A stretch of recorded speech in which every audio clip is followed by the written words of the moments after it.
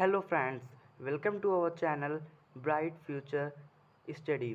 तो दोस्तों, आज हम बात करेंगे क्लास 10th में सब्जेक्ट केमिस्ट्री में जो हमारा चैप्टर नंबर फर्स्ट है एनसीईआरटी में केमिकल रिएक्शंस एंड इक्वेशंस।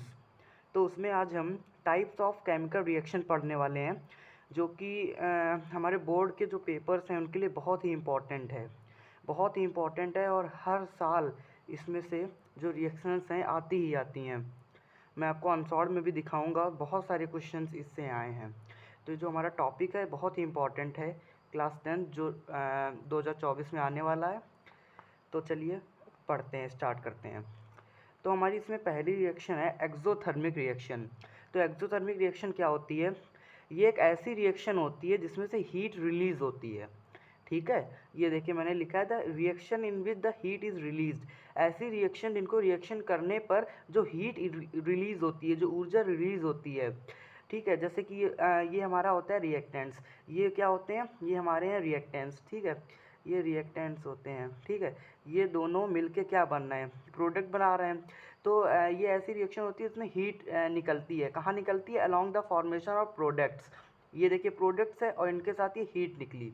ठीक है, तो ऐसी रिएक्शन जिनमें हीट रिलीज होती है, निकलती है। ठीक है, तो उसको हम क्या कहते हैं? Exothermic reaction. इसके एग्जांपल देख लीजिए, जैसे कि ये CH4 क्या है? मीथेन है हमारा। मीथेन की हमने ऑक्सीजन से रिएक्शन कराई, तो हमारा क्या हुआ? ये हमारे रिएक्टेंट्स जो हमारे प्रोडक्ट्स क्या हुआ? कार्बन डाइऑक्साइड प्लस H2O और प्लस ये देखिए हीट निकली या फिर एनर्जी निकली। ठीक है, तो मैंने यही बताया, ऐसी रिएक्शन जिसमें से हीट रिलीज हो तो उसे एक्सोथर्मिक रिएक्शन कहते हैं। दूसरा एग्जांपल हमारा ग्लूकोज का फार्मूला होता है C6H12O6। जब मैंने इसकी रिएक्शन करवाई O2 के साथ तो क्या फॉर्म हुआ? इसमें CO2 carbon dioxide plus 6H2O water बने और एनर्जी या फिर हीट एक ही बात है, तो हीट निकली। ठीक है, तो ऐसी रिएक्शन जिसमें हीट रिलीज होती है तो उसको क्या कहते हैं? Exothermic reaction. सेकेंड रिएक्शन हमारी आती है कॉम्बिनेशन रिएक्शन। कॉम्बिनेशन रिएक्शन क्या होता है? ये एक ऐसी रिएक्शन होती है जिसमें दो या दो से ज़्यादा सब्सटेंस मिलके एक प्रोडक्ट बनाते हैं। ठीक है, इसमें क्या होता है? इसमें इधर साइड वाले मेरे रिएक्टेंट होते हैं और ये मेरे होते हैं रिएक्टेंट। ये मेरे क्या होते हैं? ये मेरे होते हैं रिएक्टेंट। ठीक है, ये होते हैं रिएक्टेंट और ये क्या होता है? हमारा प्रोडक्ट। तो इसमें क्या होता है? हमारे रिएक्टेंट चाहे जितने होंगे, एक हो, दो हो, मिनिमम ज़्यादा ज़्यादा दो होंगे, तीन होंगे, चार होंगे, जितने भी रिएक्टेंट हो, लेकिन जो हमारा प्रोडक्ट बनेगा वो केवल सिंगल बनेगा। क्योंकि इसकी देखिए डिफिनेशन क्या है? The reaction in which two or more substances, दो होने चाहिए, दो या दो सब्सटेंसेस से मिलकर जो एक सिंगल न्यू सब्सटेंसेस बने। ये वर्ड देखिए, सिंगल न्यू सब्सटेंस बनेगा, तो उसे हम क्या कहते हैं? कॉम्बिनेशन रिएक्शन कहते हैं। ठीक है, कॉम्बिनेशन रिएक्शन क्या होता है? इसमें दो सब्सटेंस मिलने पर जो उनका प्रोडक्ट होता है वो एक सिंगल होता है, सिंगल न्यू सब्सटेंस होता है। जैसे कि इसको ऐसे लिख लेते हैं, जैसे इसकी फॉर्म जैसे ए है। ठीक है, और हमने इसकी रिएक्शन कराई प्लस बी सी से, ए प्लस बी सी। ठीक है, तो इसमें हमारे रिएक्टेंट क्या हुए? ए प्लस बी सी, और कॉम्बिनेशन रिएक्शन इन दोनों को मिलकर एक नया सिंगल सब्सटेंस फॉर्म होगा। ठीक है, तो वो क्या हो जाएगा? A B C. ठीक है, तो ऐसी रिएक्शन जिसमें दो या दो से सब्सटेंस कंबाइन होते हैं, मिलकर एक नया सब्सटेंस बनाते हैं, तो उसे हम क्या कहते हैं? कॉम्बिनेशन रिएक्शन कहते हैं। कॉम्बिनेशन रिएक्शन में क्या होता है? इसमें जो हमारी हीट रिलीज होती है, ठीक है, क्या होता है? इसमें हमारी हीट रिलीज होती है, मतलब हीट रिलीज एक्सोथर्मिक रिएक्शन। ठीक है, कॉम्बिनेशन रिएक्शन में हमारी हीट रिलीज होती है। ठीक है, तो आप इसमें एग्जांपल देख लीजिए, C+O2 कार्बन प्लस ऑक्सीजन मिलके क्या बन गया? Carbon dioxide. दो रिएक्टेंट थे, आपस में मिलके एक सिंगल न्यू प्रोडक्ट बन गए। ठीक है, अगला देख लीजिए, मैग्नीशियम ऑक्साइड की MgO की मैंने रिएक्शन कराई कार्बन डाइऑक्साइड से, तो दो रिएक्टेंट थे, आपस में कंबाइन होके एक प्रोडक्ट बन गया। ठीक है, इस MgCO3 मैग्नीशियम कार्बोनेट। ठीक है, पेपर में जो ये आप एग्जाम्पल देखिए, पेपर में आप पहले तो डिफिनीशंस लिखिए और उनके एग्जाम्पल बहुत ज़रूरी हैं। ये क्वेश्चन ज़्यादातर 2 मार्क्स में आते हैं, ये क्वेश्चन 2 मार्क्स में आता है। तो इसमें आप क्या लिखेंगे? डिफिनीशंस लिखेंगे, फिर उसके एग्जाम्पल जरूर लिखेंगे और एग्जाम्पल के नीचे उस रिएक्शन के नाम लिख दीजिए। जैसे यहाँ पे नाम लिख दीजिएगा, जैसे कि यहाँ पे CH4 है, तो CH4 क्या होता है? मीथेन होता है, तो इसके नीचे आप लिख दीजिएगा बोर्ड में मीथेन।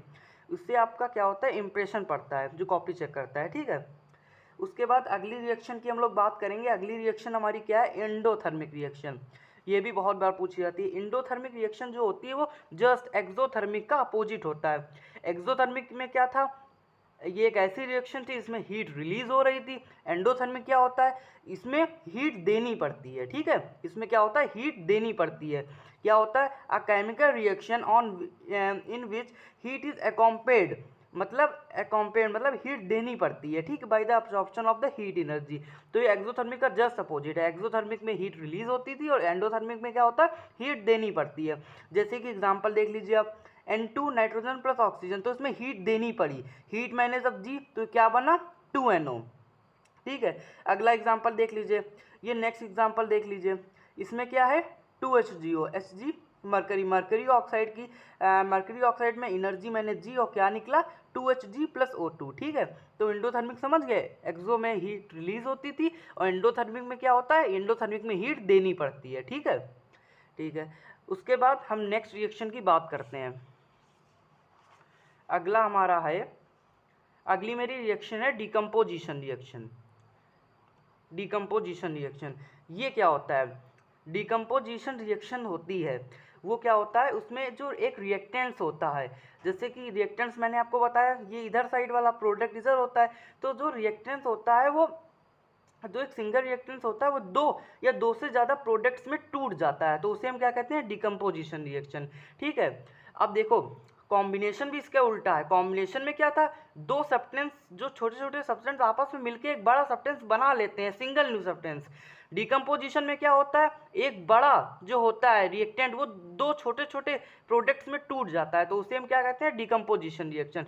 इसकी डिफिनेशन क्या होती है, a single reactant breaks down into the give simpler products. मैंने आपको हिंदी में बता दिया, अब देखिए इंग्लिश में देख लीजिए, इसको समझना बहुत ही आसान है। डिकम्पोजिशन में क्या होता है, एक बड़ा रिएक्टेंस होता है वो दो छोटे छोटे प्रोडक्ट्स में टूट जाता है, तो उसे हम क्या कहते हैं, डिकम्पोजिशन रिएक्शन। ठीक है, अब अच्छा डिकम्पोजिशन रिएक्शन में क्या होता है, देखो कॉम्बिनेशन में क्या होता था, हीट निकलती थी, डिकम्पोजिशन रिएक्शन में क्या होता है, हीट देनी पड़ती है। ठीक है, तो यहाँ पे मैं लिख देता हूँ हीट देनी पड़ती है, इसमें हीट देनी पड़ती है, देनी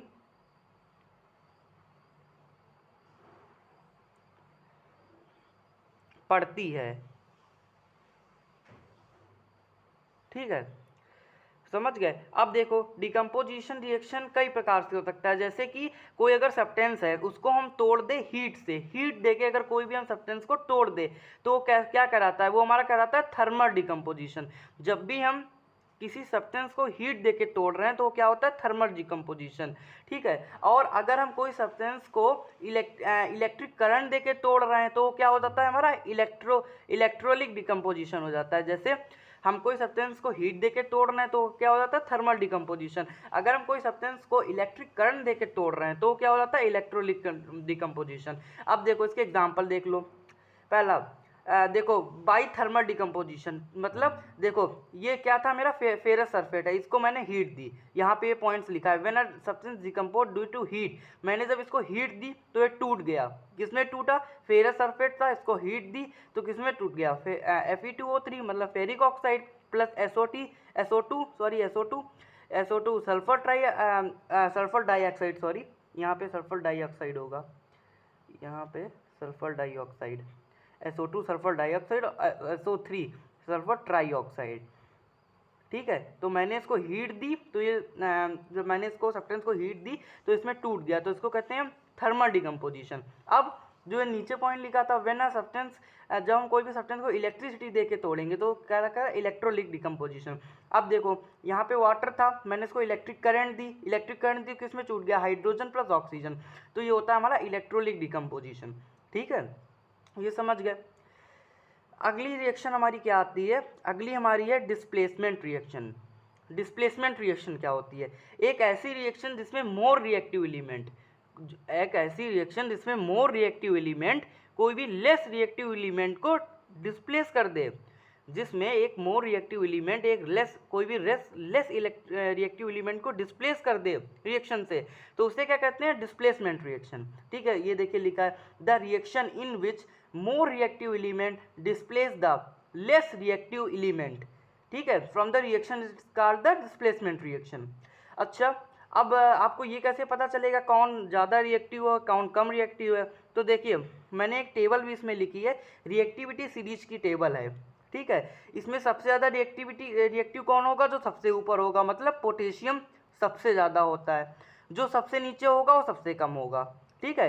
तो ये मैंने टेबल लिख दी है, potassium, nitrogen, sorry potassium, sodium, calcium, magnesium, aluminium, zinc, iron, lead, hydrogen, ठीक है। और ये रिएक्टिविटी सीरीज ये याद करने की एक ट्रिक भी है, जैसे कि इसको हम ऐसे याद कर सकते हैं कि काशीनाथ का मंदिर आलू जरा फीके पकाता है। तो जैसे कि आपको याद ना हो तो आप ऐसे याद कर सकते हैं ट्रिक से, क्या कहते हैं इसको कि काशीनाथ का मंदिर आलू जरा फीके पकाता है, ठीक है। तो ऐसे हम इसको याद कर सकते हैं। अब देखिए इसमें इसके एग्जांपल देखिए, Fe की, आयरन की मैंने कॉपर सल्फेट से रिएक्शन कराई, तो देखिए यहाँ पे आयरन आ रहा है कहाँ पे? यहाँ पे आ रहा है, और कॉपर कहाँ पे आ रहा है? यहाँ पे, मतलब ये इससे तो ज़्यादा रिएक्टिव है। तो ये क्या करेगा? Fe ये इसको पकड़ लेगा FeSO4, और ये लेस रिएक्टिव है तो ये अलग निकल जाएगा, ठीक है। जैसे इसका जनरल हम लिख दे, ए की रिएक्शन अगर हम बी से प्लस बी से कराए तो क्या बन जाएगा? AC और प्लस बी निकल जाएगा, ठीक है। तो आयरन कॉपर से ज़्यादा रिएक्टिव है तो FeSO4 बन जाएगा और कॉपर को डिस्प्लेस कर देगा, ठीक है, कॉपर डिस्प्लेस हो गया। नेक्स्ट एग्जांपल देख लीजिए, जिंक। जिंक देखो कहाँ पे है? जिंक हमारा यहाँ पे है, और H2SO4, H हमारा है कहाँ है? यहाँ पे है, यहाँ पे है, ठीक है, ये यहाँ पे है। तो क्या होगा? जिंक ज़्यादा मोर रिएक्टिव है इससे, तो क्या करेगा? जिंक सल्फेट क्या लग जाएगा? तो जिंक सल्फेट हो जाएगा। और देखिए जिंक की मैंने सल्फ्यूरिक एसिड सिखाई तो ZnSO4 बन जाएगा, प्लस H2 को डिस्प्लेस कर देगा, क्योंकि जो जिंक है वो मोर रिएक्टिव एलिमेंट है और H2 यहाँ पे पाया जाता है, यहाँ पे है तो लेस रिएक्टिव है। तो क्या हो जाएगा? ZnSO4 plus H2। तो ये होती है मेरी डिस्प्लेसमेंट रिएक्शन, बहुत बार पूछी जाती है एग्जाम्स में, ठीक है। तो ये समझ गए आप, ठीक है। अब हम क्या करेंगे, एक चलिए इसके बाद देख लेते हैं। इसके बाद नेक्स्ट रिएक्शन है हमारी डबल डिस्प्लेसमेंट रिएक्शन, ठीक है। डबल डिस्प्लेसमेंट रिएक्शन ये भी बहुत इंपॉर्टेंट है। डबल डिस्प्लेसमेंट रिएक्शन क्या होती है? डबल डिस्प्लेसमेंट रिएक्शन होती है जिसमें कंपाउंड जो होते हैं वो आपस में मिलके दो डिफरेंट कंपाउंड्स बना लेते हैं, या फिर हम कह सकते हैं इसमें एक्सचेंज ऑफ आयंस होता है। जैसे कि एक रिएक्शन में जो दो कंपाउंड होते हैं वो रिएक्ट करके दो अलग अलग कंपाउंड्स बना लेते हैं, तो उसे हम क्या कहते हैं? Double displacement reaction. इसे हम और क्या कह सकते हैं? एक्सचेंज ऑफ आयंस, ठीक है। आयंस का भी एक्सचेंज, जो एक्सचेंज ऑफ आयंस होता है वो हमारा डबल डिस्प्लेसमेंट कहलाता है, ठीक है। एग्जाम्पल देख लीजिए, Na2SO4 की जब हम रिएक्शन कराएंगे BaCl2 से तो क्या होगा? BaSO4 प्लस 2NaCl हो जाएगा, ठीक है। मैंने क्या बताया? दो कंपाउंड होते हैं आपस में रिएक्ट करके दो डिफरेंट कंपाउंड बना लेते हैं। देखिए दो अलग अलग कंपाउंड थे, इन्होंने आपस में रिएक्ट करके BaSO4 गया, रिएक्ट होके BaSO4 बन गया बैरियम सल्फेट, और Na2 और Cl2 आपस में रिएक्ट करके 2NaCl बन गए, सोडियम क्लोराइड। तो दो डिफरेंट कंपाउंड्स आपस में रिएक्ट करके दो डिफरेंट कंपाउंड्स उन्होंने बना लिए, तो इसे क्या कहते हैं? Double displacement reaction. अगला एग्जांपल देख लीजिए, NaCl का हमने कराया AgNO3 से, सिल्वर नाइट्रेट इसको कहते हैं AgNO3 को, तो हमारा क्या बन गया? Sodium nitrate NaNO3। दो डिफरेंट कंपाउंड थे, रिएक्ट करके NaNO3 बन गया और AgCl के साथ मिलके AgCl बन गया, सिल्वर क्लोराइड बन गया, ठीक है। तो यही हमारा क्या कहलाता है? ये हमारा डिस्प्लेसमेंट रिएक्शन कहलाता है, ठीक है। अब क्या होता है? ये हमारा डबल डिस्प्लेसमेंट रिएक्शन कहलाता है, ठीक है। अब डबल डिस्प्लेसमेंट क्या जो होता है उसके टू टाइप्स होते हैं, मेनली टू टाइप्स होते हैं। पहला क्या होता है? Precipitation reaction. क्या होता है? Precipitation reaction. और दूसरा क्या होता है? न्यूट्रलाइजेशन रिएक्शन, ठीक है। ये दोनों रिएक्शन बहुत पूछी जाती हैं, डायरेक्टली पूछी जाती हैं पेपर में, ठीक है। तो अब देखते हैं प्रिसिपिटेशन रिएक्शन क्या होता है, पहले देख लेते हैं। प्रिसिपिटेशन रिएक्शन होता है जिसमें precipitation reaction is one in which dissolved substance react to form one or more solid products, जिसमें कोई डिजॉल्व सब्सटेंस हो रिएक्ट करके एक या एक से ज़्यादा सॉलिड प्रोडक्ट्स बना ले, तो उसे हम कहते हैं प्रिसिपिटेशन रिएक्शन, ठीक है। इसका एग्जांपल देख लीजिए, जैसे कि NaCl सोडियम क्लोराइड जब हमारा AgNO3 से मिलेगा सिल्वर नाइट्रेट, आप इसके एग्जांपल इसमें रख सकते हैं क्योंकि ये इसके टाइप्स हैं। टाइप्स डबल डिस्प्लेसमेंट के हैं, प्रिसिपिटेशन रिएक्शन, न्यूट्रलाइजेशन रिएक्शन। ठीक है, तो यही वाला आप एग्जांपल लिख दीजिए। NaCl प्लस AgNO3 जब मिलता है तो हमारा क्या बनता है, NaNO3 सोडियम नाइट्रेट बन जाता है प्लस AgCl। ठीक है, तो ये हमारा प्रिसिपिटेशन रिएक्शन हो गया। ठीक है, अगला रिएक्शन में हमारा क्या है, अगला है हमारा न्यूट्रलाइजेशन रिएक्शन। न्यूट्रलाइजेशन बहुत इंपॉर्टेंट रिएक्शन है, हर केमिस्ट्री में अभी और आगे चैप्टर आएगा उसमें भी ये पढ़ने को मिलेगी। न्यूट्रलाइजेशन रिएक्शन क्या होता है, जब हम कोई भी एसिड की बेस के साथ रिएक्शन कराते हैं और जो उसका प्रोडक्ट होता है उसमें हमको साल्ट मिलता है, मतलब नमक मिलता है, और वाटर मिलता है, वाटर निकलता है प्रोडक्ट से, तो उसे हम क्या कहते हैं, न्यूट्रलाइजेशन रिएक्शन। ये देखिए मैंने लिखा भी है, when we do the reaction of acid with base and the product is formed salt plus water then it is called neutralisation reaction. जब भी हम कोई एसिड की रिएक्शन बेस से कराते हैं और जो हमारा प्रोडक्ट होता है वो साल्ट प्लस वाटर होता है, निकलता है, तो उसे क्या कहते हैं, न्यूट्रलाइजेशन रिएक्शन कहते हैं। एग्जाम्पल देख लीजिए, NaOH बेस है, बेस को आप लोग पहचानना जानते होंगे, जो OH आयन दे। ठीक है, और HCl हमारा क्या है, ये हमारा एसिड है, H प्लस आयन्स दे। ठीक है, इन दोनों की हमने रिएक्शन कराई तो क्या हुआ, ये रिएक्शन से इनकी रिएक्शन कराई तो NaCl बन गया। NaCl हमारा साल्ट होता है, साल्ट कह दे या फिर इसको कॉमन सॉल्ट कह दे। ठीक है, बहुत सारे नाम होते हैं इसके, फिर इसको कॉमन साल्ट कह दीजिए, यहाँ पे ये कॉमन साल्ट, या फिर इसको टेबल साल्ट भी कह सकते हैं, टेबल साल्ट, बहुत सारे इसके नाम होते हैं। सोडियम क्लोराइड इसका नेम है वैसे। ठीक है, तो मैंने जब बेस की रिएक्शन एसिड कराई तो हमें प्रोडक्ट में क्या मिला, साल्ट मिला और प्लस वाटर मिला, तो इसी को हम न्यूट्रलाइजेशन रिएक्शन कहते हैं। जब भी हम कोई एसिड की बेस के साथ रिएक्शन कराए और जो प्रोडक्ट हो वो साल्ट और प्लस वाटर मिले तो हम उसे क्या कहते हैं, न्यूट्रलाइजेशन रिएक्शन। ठीक है, तो उम्मीद है फ्रेंड्स आप लोगों को ये सब समझ में आया होगा। ठीक है, मैं एक बार ये डबल डिस्प्लेसमेंट रिएक्शन का बता देता हूँ। इसका अगर वैसे जनरल फॉर्म में लिखना चाहो तो ये ऐसे होता है, जैसे कि हमारा AB है, AB की रिएक्शन हमने प्लस इससे की CD से, तो क्या हो जाएगा, AD, दो डिफरेंट कंपाउंड्स मिलके, दो रिएक्टेंट में डिफरेंट कंपाउंड मिलके डिफरेंट कंपाउंड्स में बना लेते हैं। ठीक है, दो कंपाउंड रिएक्शन मतलब दो कंपाउंड रिएक्शन आपस में मिलके दो डिफरेंट कंपाउंड्स बना लेते हैं। ये क्या हो गया, AD, यहाँ पे AD हो जाएगा ये, ठीक है, और BC हो जाएगा, तो AD प्लस BC, तो ये हो गई हमारी डबल डिस्प्लेसमेंट रिएक्शन। ठीक है, तो उम्मीद है आप लोगों को सब समझ में आ गया होगा। ये रिएक्शंस एग्जामिनेशन पॉइंट से बहुत इंपॉर्टेंट है, बहुत बार पूछी भी गई हैं, और आप इजीली से इसके नोट्स भी बना सकते हैं क्योंकि मैंने इसको हिंदी में भी बता दिया है और ये बहुत ही इजी लैंग्वेज में इसमें लिखा भी है। ठीक है, आपको तुरंत याद भी हो जाएगा। ठीक है, ये इम्पॉर्टेंट है। मैं आपको अगले वीडियो में इसके अनसॉल्व में भी दिखाऊंगा कितनी बार ये आई हैं। ठीक है, तो इसी के साथ हम इसको एंड करते हैं, और इसी के साथ हम इसको एंड करते हैं। ठीक है, तो अगर आपको वीडियो अच्छा लगा हो तो इसको लाइक कीजिएगा, शेयर कीजिएगा, और अगर ऐसे ही आप इम्पोर्टेंट्स जो जानना चाहते हैं, जो बहुत ही पूछे जाते हैं पेपर्स में, और अगर आप चाहते हैं मैं आपको ऐसे वीडियो बना बना के भेजता रहूं, तो तो मेरे चैनल को आप सब्सक्राइब भी कर लीजिएगा। अगर नए हैं तो सब्सक्राइब कर लीजिएगा, क्योंकि ऐसे ऐसे वीडियो मैं बना के भेजता रहूँ जिसमें जो आने वाली परीक्षा है हाई स्कूल 2024 में, उसमें आप अच्छे अंक ला सकें। तो take care, goodbye, thank you.